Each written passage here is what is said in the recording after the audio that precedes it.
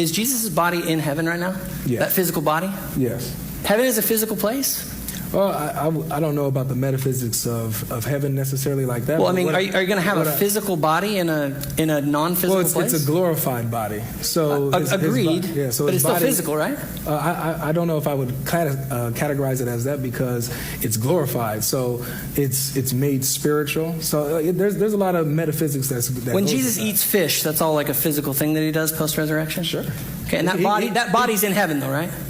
Yeah. Okay, I just want to get clear on how this all works in heaven. So we have Jesus but that's just Jesus in his humanity, right? What do you mean? With the body?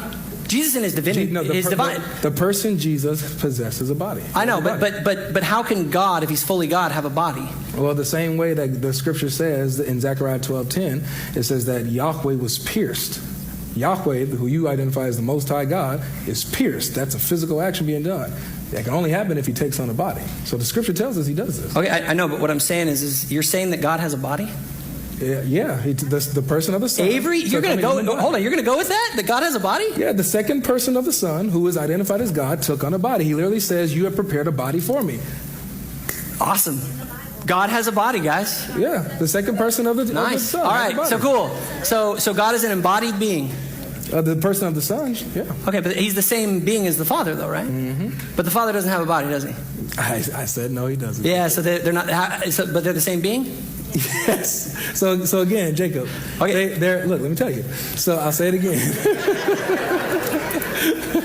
They are identical in their divine being. That's the being that they are identical. Oh, okay. So Jesus takes on a human nature, and he's a human being as well. Okay, so that's where. But it's the same person. You're not conflating. Okay. Can a person be a man and a woman at the same time? No. Okay, cool. Can a person have two mutually exclusive natures? Can a person have two mutually exclusive natures? Sure, God did.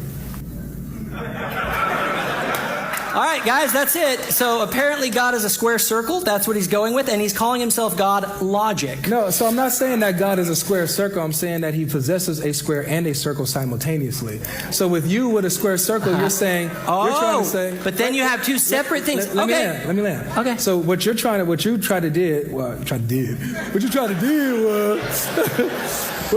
do was you tried. All right, just answer the question. Let's go. You tried to mix the square and a triangle as if they're one thing. The square is the triangle at the same time. No, we're not saying that the divine.